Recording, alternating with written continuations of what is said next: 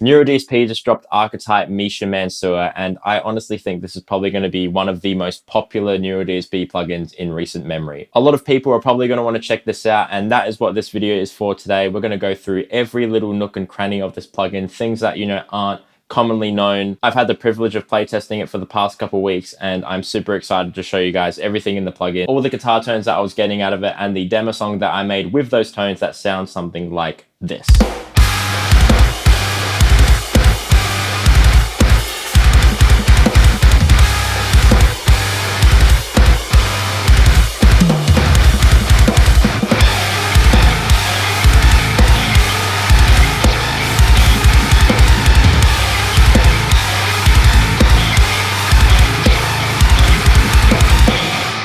Right now I'm using my Jackson Misha Mansoor HT6. This is the 2015 USA model. It's one of my favorite guitars and it never really gets played, but I figured that this, along with the HT7 USA that I have behind me over there, that this video would be the perfect time to kind of bring them out and show you what the plugin sounds like with them. If I can say this myself, I actually think I'm probably one of the most qualified people on the planet to test out this plugin. At least top 5. Obviously, I'm a massive Periphery fan. I have been for years. If it wasn't for Periphery and their influence on me, I wouldn't be making this video right now and you probably wouldn't be watching it. So with that in mind, I was super, super excited when the email came through to check this out early because there's a lot of cool stuff in here.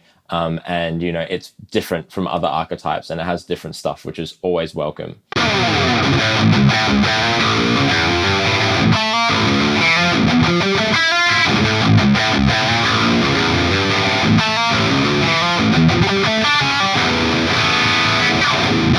Going through the plugin, we have all the stuff that you'd expect from a NeuroDSP plugin. We have the input, gate, transpose, doubler, output, all that stuff, all the standard controls, full MIDI support, inbuilt tuner, all that really, really handy quality of life stuff. 3 amps and 3 cabs, and you can change the combination of either of them throughout the plugin, just like most NeuroDSP plugins. What most people don't know is what these amps are kind of trying to model. The way to think about the amps within Archetype plugins are just like a derivative of a very popular amp that it kind of looks like on the face. Although this one is just kind of a bit all over the shop because they kind of have this weird futuristic look about them. But Misha himself was actually kind enough to kind of clue me in on what these are actually modeling. So first amp is kind of like your clean / crunch amp. Think of something like, like a Mesa clean kind of amp, that kind of American clean sound.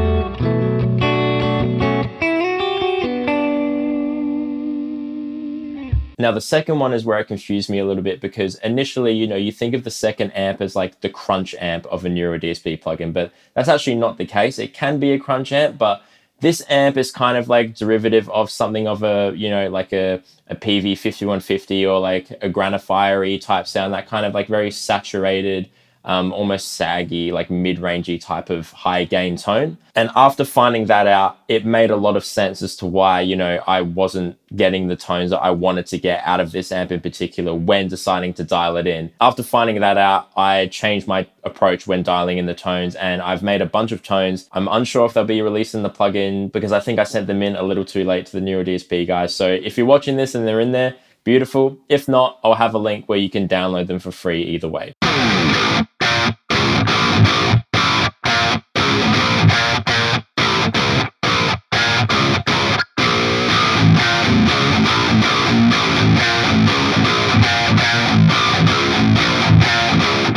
And then lastly, we have the third amp. Now, this is kind of the more, hot-rodded Marshall, kind of Friedman-y type of sound. And that kind of like modded British, pushing, mid to high gain type of sound. Very P3, if you guys are familiar. This one is my personal favorite for the 6-string stuff, and I have made this preset called Hairy Fried Man, and I think it sounds quite good, actually.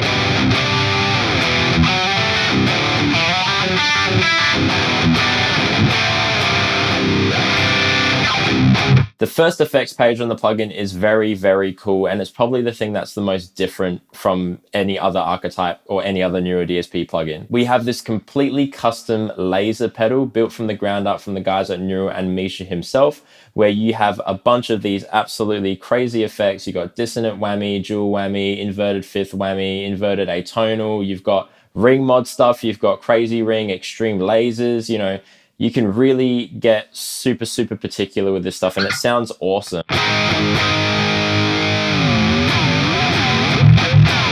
And if you dial them in a certain way, you can get some really cool sounds for your productions. It's kitted out, you know, it's got a mix knob. You can either do the envelope control or pedal control and MIDI control it, you know. You can trigger it so that it goes 100% on the button click. Think of that as like a Digitech whammy, kind of like instant whammy sound if you wanted to do that. There's a lot that you can do with this laser pedal, and I used it a lot within that demo song. You probably heard like a lot of those weird lasery kind of sounds. Like that is just me absolutely abusing the MIDI automation that is within this plugin to kind of control every parameter, including like which mode it's on. In the riff, it switches modes and stuff like that. So I just wanted to see how ridiculous I could get with it. And, you know, I don't think I even scratched the surface, to be honest. Next up, we have this glitch pedal, another really viable tool to kind of spice up your productions and riffs and add a little bit of randomness to all of your weird sounds and stuff like that. As you can see, you can set, you know, how long you want the glitch kind of repetition to be, whether it's a half bar, full bar, 2 bars, 4 bars.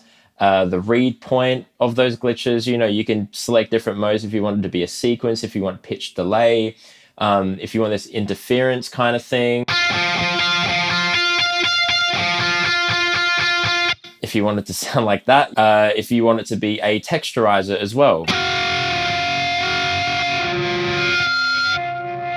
So it kind of like grabs whatever you're playing and just shifts them around and gargles them around. You can adjust how long you want those grains to be. You can adjust how often they occur, you know, the pitch differentiation between, you know, the highest and the lowest. If you want to go up and down, if you want to just go up, if you want to just go down. Knowing Misha, he probably would have wanted as much control as you possibly can with a glitch control like this, and it's, you know, no wonder when you look at it, there's so many things that you can control. Filters, how much you want the mix to be, if you just want it to be subtle, if you want it to be completely glitched out. It's synced to the tempo of your DAW, you can tap tempo it, you know, I could make an hour-long video just on this glitch pedal, and it would be very long and probably very boring to go through everything, but really, like, the possibilities are endless with this pedal. And again, I don't think I've even scratched the surface.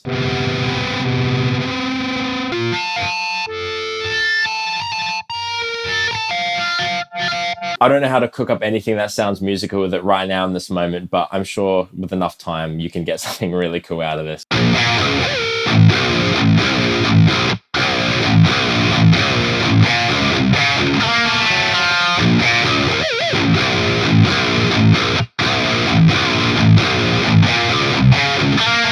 On the next page, we have all of the pedals, and as you can see, we even have Horizon Devices pedals, which is obviously Misha's company, but it includes a very well-known Precision Drive. Now, as a Horizon Devices artist, I've always wanted the Precision Drive in a plugin format, and now it's here. And it's absolutely glorious, and it sounds exactly like the real thing. You know, there's been a lot of plugins. I've made videos in the past on like every Precision Drive alternative plugin, free ones, paid ones, and none of them have ever been quite the same as the real thing, but this is it. Like, this is the one. We have the Horizon Devices Clarity Compressor. We have a tape echo, which is like a pre-delay because it's in the pre-effects section. So you can get some really cool warbly sounds on your cleans and stuff like that. We have a dual octave pedal with a -12 octave and a +12 octave along with your direct signal.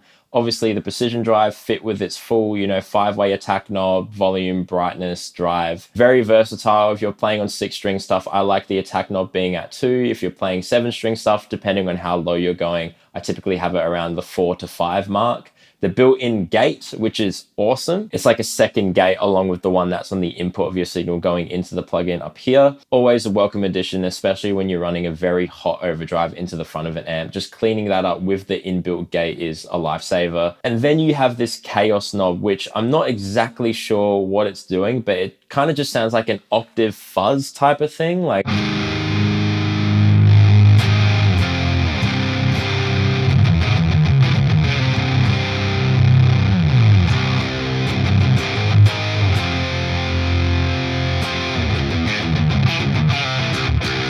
way that I would use that pedal is kind of just like spicing up choruses and stuff like that and having it as a layer underneath your big chords so that everything sounds a little wider and a little bigger, you know?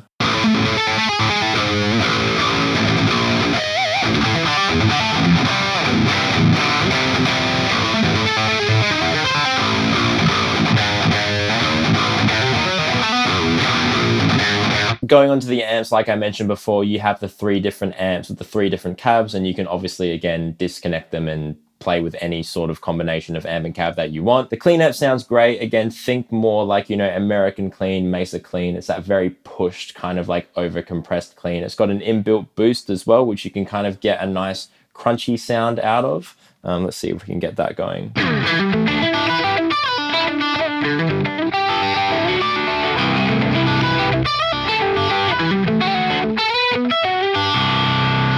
So my mic died, and now we're filming this portion of the video the next day, so you didn't notice any inconsistencies. Next up, we have probably the most high gain or like gain on tap variant of all of the amps. And again, that was a bit of a wig out for me because this was the middle amp, and I'm so used to that middle amp being the more crunchier type of tone. That's kind of like the natural progression in most newer plugins. It's like clean, crunch, you know, rhythm, and then maybe lead if there's a 4th one. But after gaining the context of, you know, what this amp was trying to model, which is, again, think of more like, you know, that kind of 5150-esque, Granifier-esque, just very, you know, saturated, borderline saggy, kind of very typical modern metal trope. It then, you know, allowed me to kind of use moves that I would use on dialing those type of amps, like, you know, turning the master down to get it a little bit more clear, you know, running the gain a little bit hotter and stuff like that. And this voice switch is very interesting. To my ears, the voice switch kind of does the same thing that the Omega Granifier amp does when you flick the voice switch on there. Like, it kind of makes it more mid-forward, more pushed, more saturated. I find that, you know, I'm kind of cycling between them depending on the mood that I'm in, but most of the time I like having it down, especially with like the low tune stuff. I find that having it down with it not being as gainy and not being as pushed adds a lot of diction back into the playing. I feel like sometimes, for me anyway, it's a little bit too much when the voice is on, but on a 6-string it sounds great.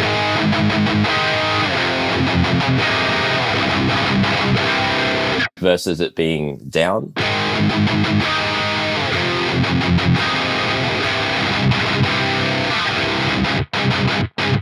So yeah, for the tight chugs and stuff, I tend to have it down most of the time, but you know, you could ask me the same question tomorrow and I might have it up. It just depends on the mood that I'm in.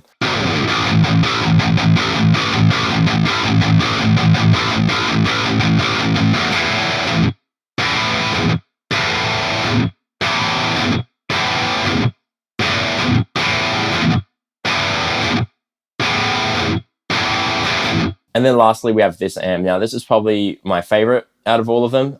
This is kind of your more like modern Marshall pushed high gain crunchy type of amp, your Friedmans and stuff like that. The reason why this amp is my favorite, this also has a voice control. Again, I like having it down for whatever reason. I think it's just a bit tighter when it's down. I'm always looking for tightness, so having it down is great. But with this voice setting, with this cab, it just, I don't know, it just reminds me of Periphery 3. And Periphery 3 is my favorite Periphery album. It's the one that really just changed my life, to be honest, because I wouldn't be sitting here making this video if it wasn't for that album and the songs and the riffs and the tones that are on there, and you know, going down that rabbit hole of just wanting to learn more about recording and stuff like that. So, you know, this amp just, I don't know, it just sounds like Periphery.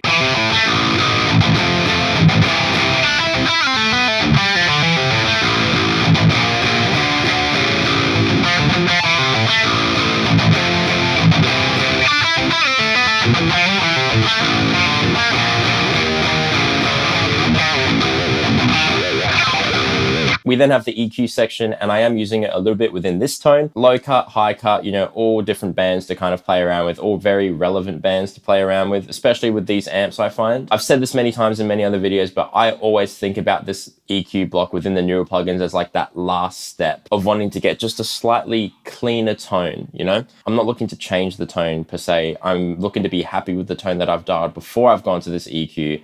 And then, you know, this EQ is just getting those last little pieces that I don't think I can get by turning the knobs on the amp. Like, I just want it to be a little bit more low mid scooped. I want it to be a little bit brighter around the 8K range. And, you know, turning a high knob up, for example, or turning the presence knob up just wasn't hitting that spot for me. Or it was eventually, but then it was like accentuating other parts that I didn't want to mess around with. So having the EQ control is really handy to just kind of like breathe life into the tone and just give it that little bit extra, you know? For me personally, I like having the EQ on because it gets me closer to that sound that I have in my head, which is just an amalgamation of, you know, every record you've ever listened to in your life having perfectly processed tones.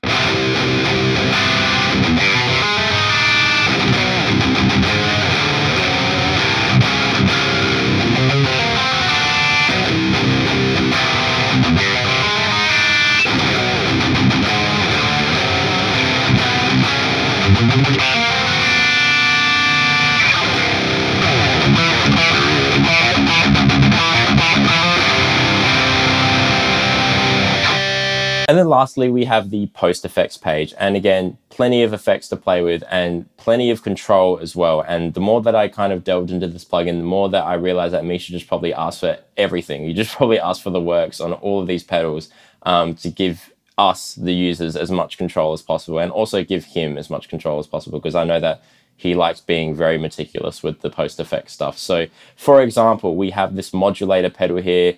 It's got a pedal on it. You can map that to an expression pedal, or you can have it, you know, auto, you can have it random, you can adjust the speed, all that stuff. It's a chorus and flanger built in one. You can switch between the two different modes. You can set, you know, how much you want the mix to be at the heel, how much you want the mix to be at the toe, as you can see with that graphic as I move the pedal up and down. Along with the depth, you can control the same thing with the heel and the toe with the depth. As well as the rate of how fast those modulation effects happen. You can play around with this forever, and there's a lot of control. Next is the stereo delay. Now, this is cool because it's not like the stereo delay in other newer plugins. This one has a ducker inside of it, which is a very, very handy feature. What the ducker does basically is, if you're playing at any given point and say you have this, you know, stereo delay absolutely just wet as it's, you know, the mix is super wet, there's a lot of feedback, and, you know, you're modulating it a lot, and it's just a very full-on delay sound. If you're playing, the ducker will know that and actively put your signal at the front on top of the delay trails, so that when you stop, it will then lift up the delay trails and then have it, you know, kind of pass on. And that sounds really, really nice because it's putting your playing at the forefront no matter what you're doing. Like, I could be playing anything, like, and it sounds like, you know, my playing is just up there. It doesn't really sound like there's much delay or reverb on it. But as soon as I stop playing, you hear those trails come. And if I turn the feedback up, you know,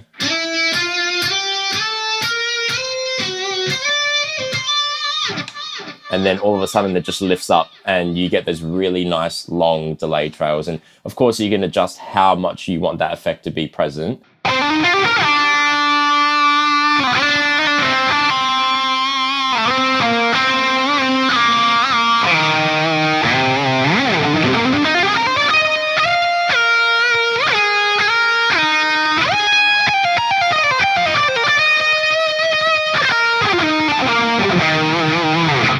But that, along with, like, you know, having it be stereo or phase inverted delay or ping pong delay, like, again, lots of control, lots and lots and lots of control. And lastly, the reverb. So, you know, what you typically expect: mix, pre-delay, decay. You have a low cut and high cut control, which is always handy. You know, I love kind of low cutting a lot of the reverb out of my tones because, you know, I find that low end and reverb don't really mix well together. I also like dialing this back a little bit too, so you get that more darker kind of reverb.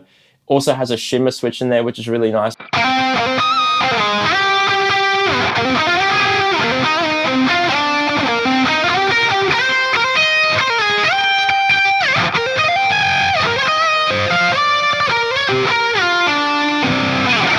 So yeah, that's the plugin. That is every little thing inside of it. And, you know, if we sat here and played with every single knob and, you know, checked out what it did, we'd be here for the next 2 hours. So lots of effects, lots of unique effects that haven't been done yet. You know, you've got the Horizon Devices pedals in here. You've got, you know, lasers, you've got glitch pedals. You've got a very nice selection of amps, some of which sound very, very close, or, you know, pretty much as close as you can get in plugin form to the Periphery records, which is absolutely amazing. And yeah, I think this is going to be one of the most popular plugins that Neuro put out for a little while, because, you know, Misha is very well known for having, you know, great products attached to his name, and this is no different, you know. But yeah, thank you to Neuro DSP for letting me try this one out early. And, you know, if my plugins don't end up being included in the final release because I sent them too late, you can just grab them for free. If you liked any of the tones that you saw in this video, there will be a link down in the description below where you can download those presets and try it out for yourself. But yeah, I'll catch you guys next time. Thank you so much for watching. Ciao.